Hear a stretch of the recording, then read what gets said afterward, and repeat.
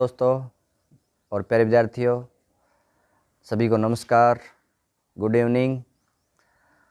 आज एक और बढ़िया सी मैं आपके सामने एक कहानी लेके आया हूँ और मेरी कहानी का जो शीर्षक है वो है दान।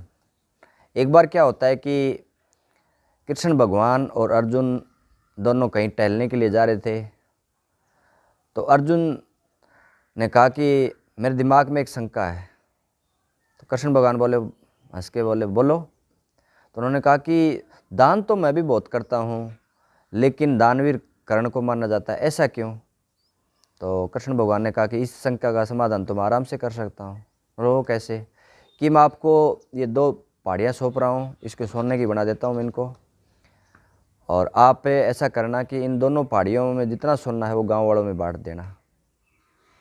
तो अर्जुन ने कहा कि ये तो बिल्कुल आसान काम है, मैं आसानी से कर सकता हूँ। बोले ठीक है, करो। तो फिर क्या होता है कि अर्जुन ने गांव वालों को बुला लिया और कहा कि आप लाइन बना लीजिए। गांव वाले आने लगे और खुले दिमाग से लोगों को जितना उन लोगों को चाहिए था उस हिसाब से उनको देने लगा। ऐसे देते देते 2 रात हो गए, 2 दिन हो गए, लेकिन पहाड़ी का जो सोना था वो ख़त्म होने का नाम ही नहीं ले रहा। तो अर्जुन ने थक गए और श्री कृष्ण भगवान से बोले कि मैं तो थक गया। बोले थक गया तो ठीक है, आप ऐसा करो कि आप आराम करो। तो अर्जुन ने चला गया वहाँ से। उसके बाद में कर्ण को बुलाया गया और कर्ण को अर्जुन जी ने कहा कि आप ऐसा करो कि ये 2 पहाड़ियाँ मैंने सोने की आपको प्रदान की हैं, ये आप गाँव वालों में बांट दो। तो कर्ण ने गाँव वालों को बुलाया और कहा कि आप ऐसा करो कि ये 2 पहाड़ियाँ हैं, आपकी इच्छानुसार आप को जितना बन पड़े वो ले जाओ आप।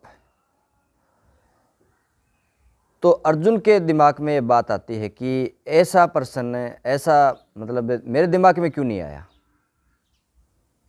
अगर ऐसा होता तो मैं परेशान होता ही नहीं, गांव वाले अपने आप अपने हिसाब से ले जाते, ऐसी प्रॉब्लम नहीं आती, मैं थकता और होता।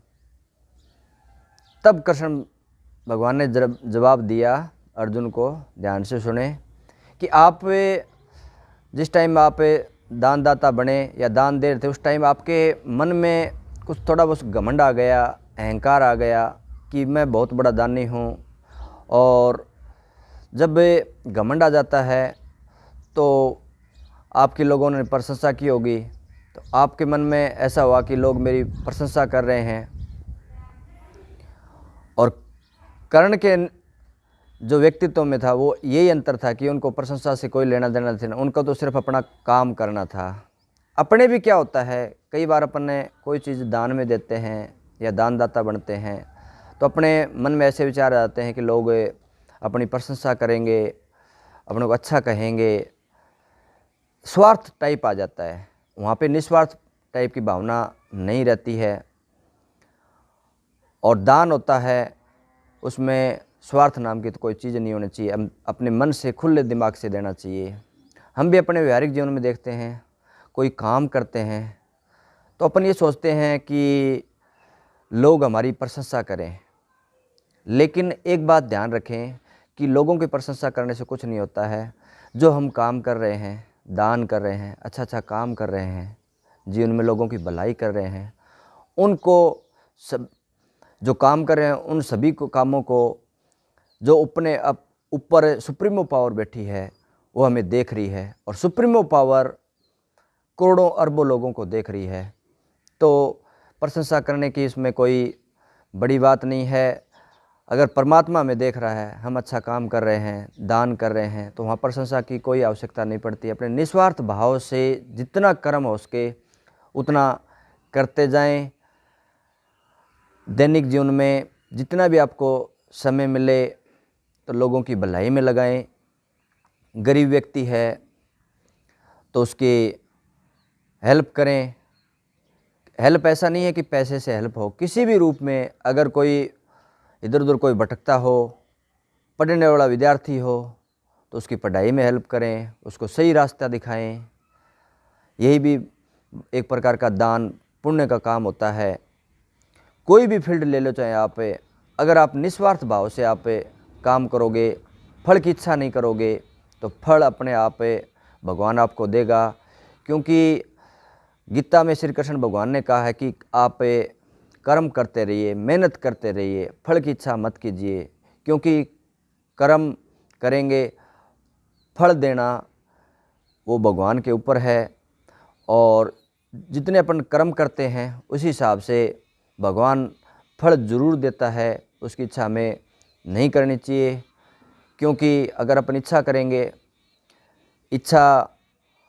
जितनी इच्छा करेंगे अपने, उतना ही अपने मन में स्वार्थ की भावना आती जाएगी। जब हम मंदिर में जाते हैं, मन्नत मांगते हैं, तो मन्नत मांगने से ठीक है, कईयों की सच्चे दिल से मन्नत मांगते हैं वो पूरी हो जाती है, विश पूरी हो जाती है। लेकिन कभी भी अपने ऐसे स्थान पे जाएं तो वहाँ पर कोई आवश्यकता नहीं है कि वो मन्नत मांगो, इस प्रकार की मन्नत मांगो। अपना ध्यानपूर्वक अपना काम करते रहिए। परमात्मा आपको हर चीज़ से माला माल करेगा, क्योंकि आप एक परमात्मा की ही देन है। ये मेरी छोटी सी मोटिवेशनल कहानी थी। कहानी मानो या जीवन जीने की सीख मानो, और बढ़िया बढ़िया आपके सामने मैं कहानियाँ पेश करूँगा। उन कहानियों को आप लास्ट तक देखें, लाइक करें और कुछ कमेंट्स करें, और साथ साथ में अपने सहयोगियों के साथ मिलकर मेरे चैनल को सब्सक्राइबर करके आगे बढ़ाने की कोशिश करो। मैं आपका बहुत आभारी रहूँगा। दोबारा सबको धन्यवाद।